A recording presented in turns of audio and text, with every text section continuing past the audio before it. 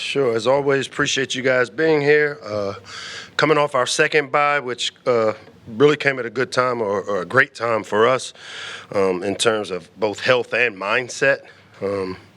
Had quite a few injuries we dealt with going into UCLA and also during the game and during the week, and very hopeful that we're able to get some of those guys back this week. It's also allowed us to kind of hit the reset button.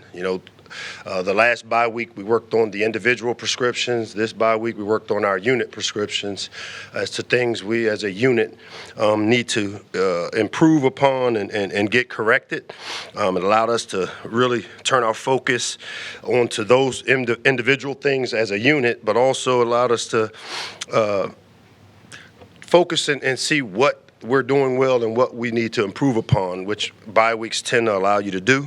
I feel really confident coming out of the bye week that the things that showed up for us, as I've said before, this young team, when we emphasize something, we usually see the fruits of it. The one area that we continue to want to work towards is being able to win in the fourth quarter, and I think I know that we've continued to do the necessary things that will give us a chance.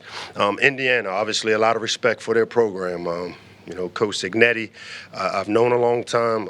He comes from the pedigree. His dad, a Hall of Fame college football coach, who I had the chance to compete against as a student athlete at Towson State when he was the head coach at IUP, and always had great teams, and as a brother Kurt that's also a coach, so he's part of the family business and has really done a good job of not just at Indiana, but if you look at his track record everywhere he's been, he's won, and you got to give credit to a guy that does it, and he's built it the right way. Got a lot of respect for him.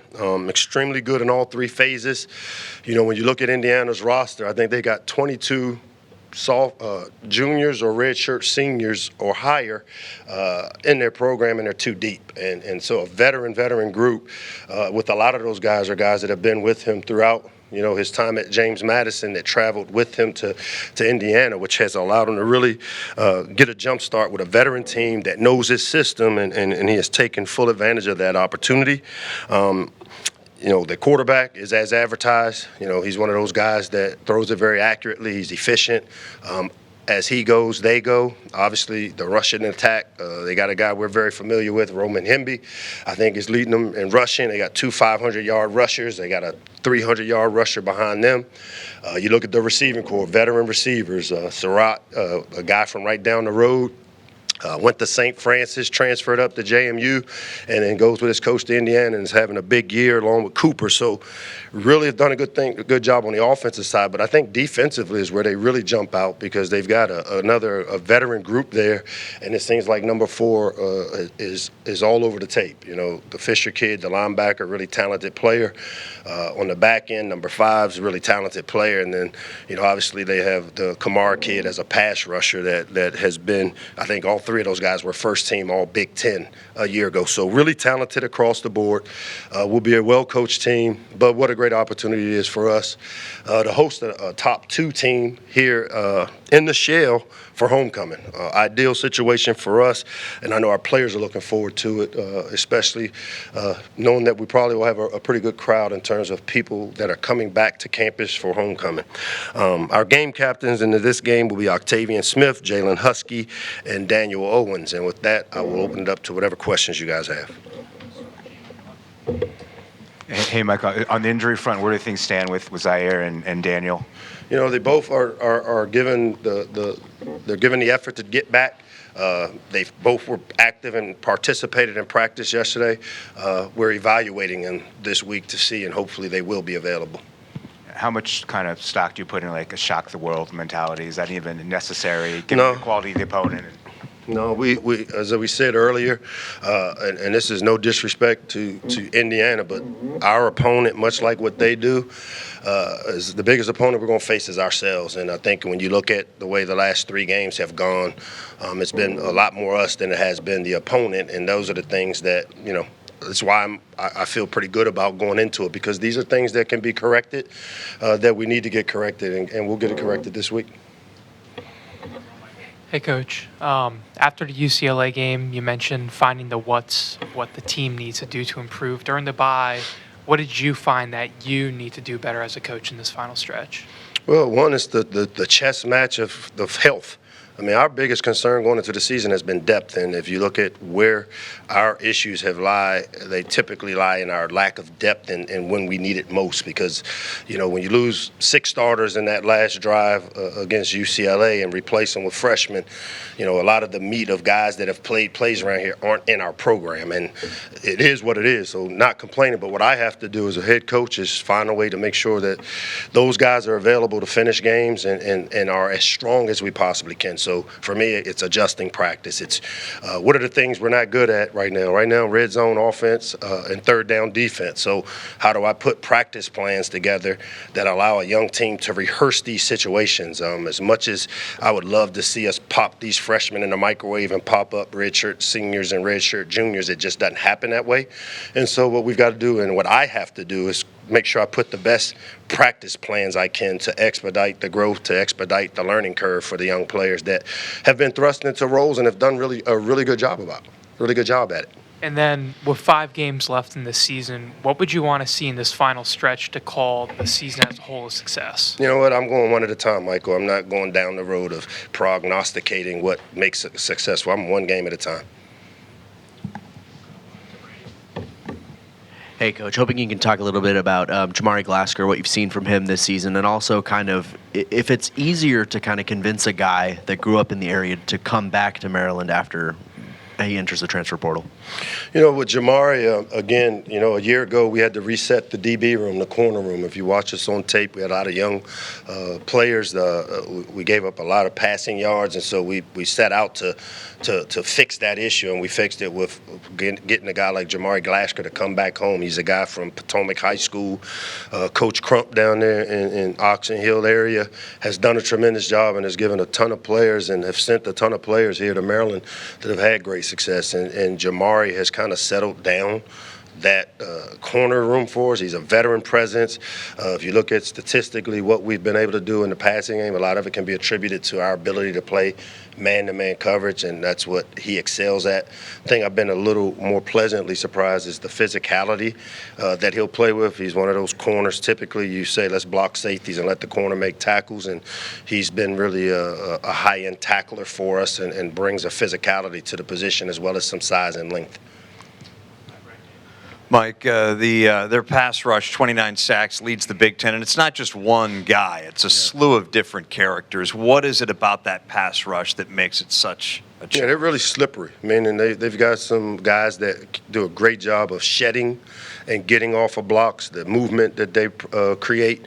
They also create some issues with you in that they show all-out pressure, but typically they're bringing 4.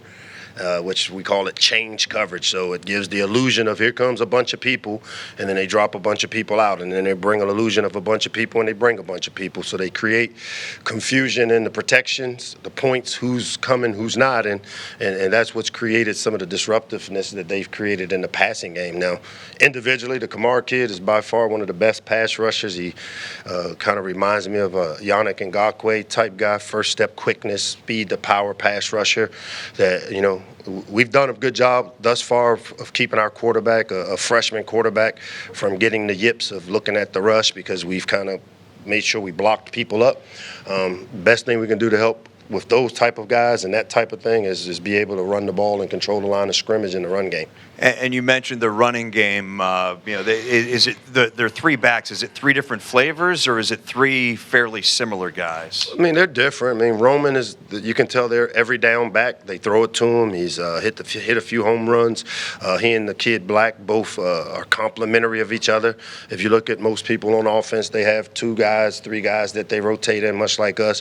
Both those guys are redshirt seniors that have had a lot of football in front of them, have big toolboxes and protection and experience, and it shows up because in critical situations you see those guys being very familiar with being able to make plays when they need them. And there's no doubt, both those 2 backs are a little different. One's a little more heavy-handed as a runner.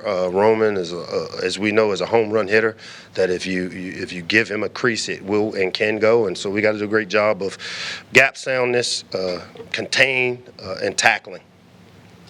Hey, Hey, Coach. What's up? You talked about the pass rush for Indiana. On the flip side of it, for Maryland's offensive line, only 3 sacks allowed this season so far. So what do you think has kind of gone right for this unit? And then kind of through with 5 games, where do you kind of see the area of growth to close out? I'll say one, I think we've been very intentional because, one of the things I've learned over the 37 years I've been doing this is that if you got a really talented freshman quarterback, the worst thing you can do is have him get beat up as a freshman. They tend to not lose those. And so what Pep, Howell, and Robo have been able to do in terms of giving confidence to the young quarterback to where he knows that he's been protected and he has the ability to get through some progressions and has given us a chance. The area that's been the toughest has been obviously being able to be efficient at running the ball, especially when we need to run the football. The thing that jumped out to me when I study us on offense is our P and 10, our 1st and 10 efficiency. You want to get 4 or more, and we haven't. We've been in 2nd and 10 quite a bit, and when that happens, those downs are advantageous to the defense, and those are the ones that, as you have veteran players, they learn to overcome those 2nd and 10s, and that's kind of what we've worked on. Hey, Coach, wanted to ask you a little bit about DeJuan Williams. Seems like he's kind of taken over the backfield, leading receiver against UCLA. Just what do you feel like he's worked on, to improve and get to this point? It's just time with DeJuan. I mean, he's a guy that came off of ACL, a really talented player out of high school. Usually takes about a year and a half to get through the ACL. He is what we thought he would be. Both he and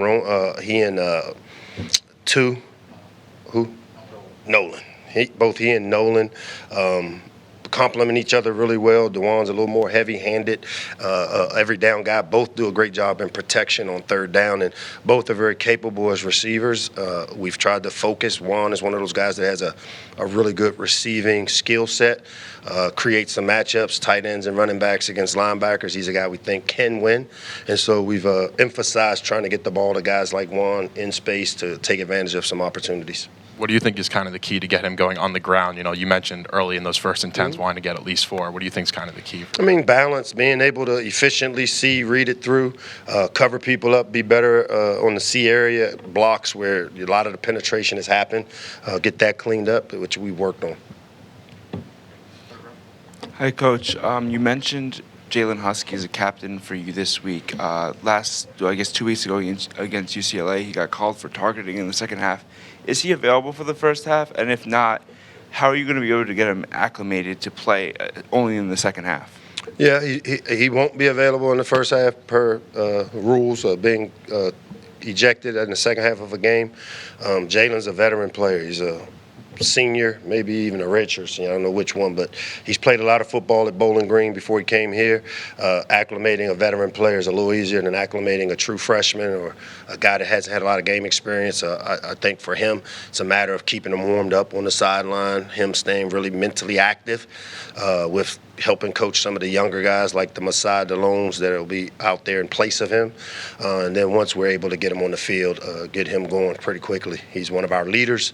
He's a guy that we count upon to kind of be the guy in the locker room, and he's been doing just that for us. So we expect him to continue to do that. Thanks.